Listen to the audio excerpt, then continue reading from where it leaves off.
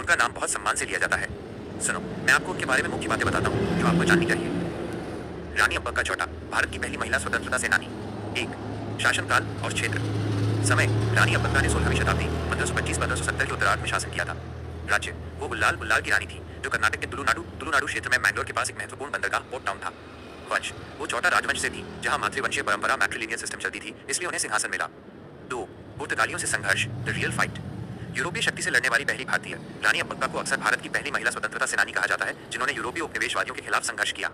Tax देने से इनकार, उस समय पुर्तगाली भारत के समुद्री व्यापार पर नियंत्रण चाहते थे और रानी अब्बक्का पर मनमाना कर ट्रिब्यूट टैक्स लगाने का दबाव बना रहे थे।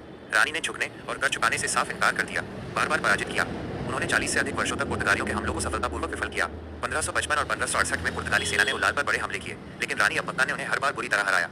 रणनीति और साहस, वो घुड़सवारी, तलवारबाजी और धनुर्विद्या में माहिर थीं और अपनी गुरिल्ला युद्ध गेरिल्ला टैक्टिक्स की रणनीति के लिए मशहूर थीं, जिससे पुर्तगाली सेना हमेशा भ्रमित रहती थी। अभय रानी का खिताब, उनकी बहादुरी और निडरता के कारण उन्हें अभय रानी निडर रानी भी कहा जाता था। 3, उनकी सेना और शासन। धर्मनिरपेक्ष प्रशासन, रानी अब्बक्का जैन धर्म से थी, लेकिन उनके प्रशासन और सेना में हिंदू और मुस्लिम सभी समुदायों के लोग शामिल थे। नौसेना की ताकत, उनकी सेना में मुगावीरास माइनस मछुआरा समुदाय और बेरी पुरुषों का एक मजबूत नौसैनिक बल था जो समुद्री युद्ध में बहुत सहायक था। कूटनीति, उन्होंने पुर्तगालियों को रोकने के लिए कालीकट के जामोरिन ऑफ कैलिकट और बीजापुर के सुल्तान जैसे पड़ोसी राज्यों से भी रणनीतिक गठबंधन स्ट्रेटेजिक अलायंसेस बनाए थे। 4, दुखद अंत। दुर्भाग्यवश पुर्तगालियों ने रानी के अलग हो चुके पति को अपनी तरफ मिला लिया।